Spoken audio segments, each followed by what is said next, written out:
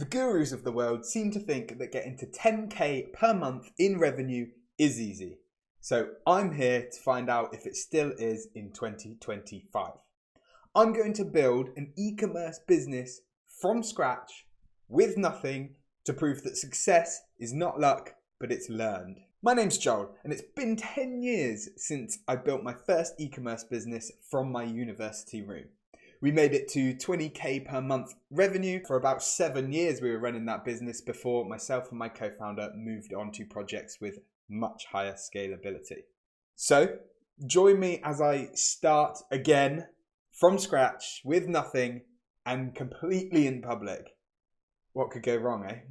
But first, some rules of engagement to keep this challenge fair. My budget is going to be restricted to £100 per month. This is pretty much the bare minimum. It's kind of the minimum entry fee. Any less than that and you're really going to struggle. I already work about 40 hours per week on all my other projects, so it is going to be the equivalent of me building this business whilst having a full-time job. I am not just trying to sell products for a fast payout here. I am optimizing this entire project to build a sustainable long-term business that I can exit and sell to somebody else. I will consider this project a success if I get to 10k in monthly revenue.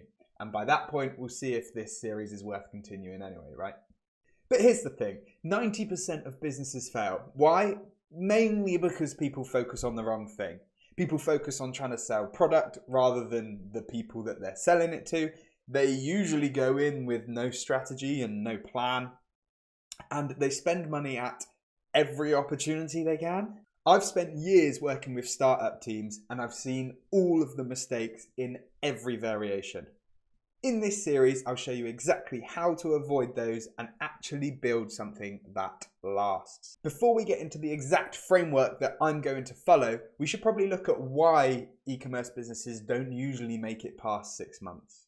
They don't consider or even understand product market fit.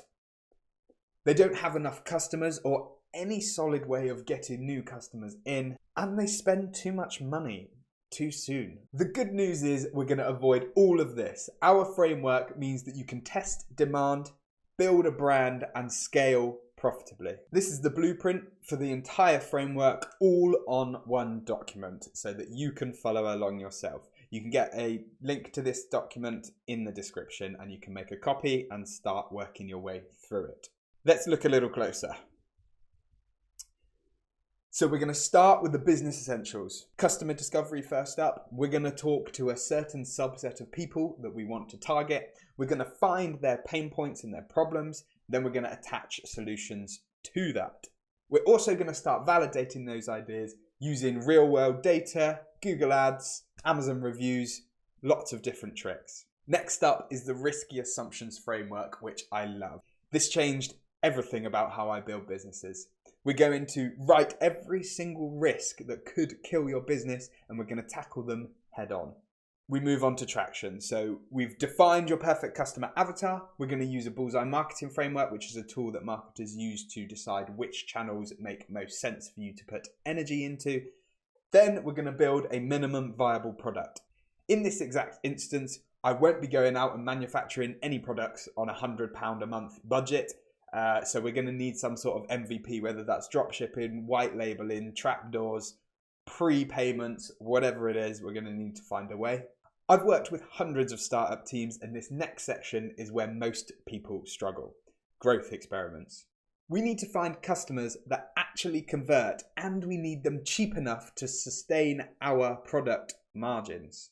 Using these experiments, we'll get our first few customers through the door, which is when we can move on to customer feedback and pivoting. We need to make changes to make sure it's perfect for this group of customers.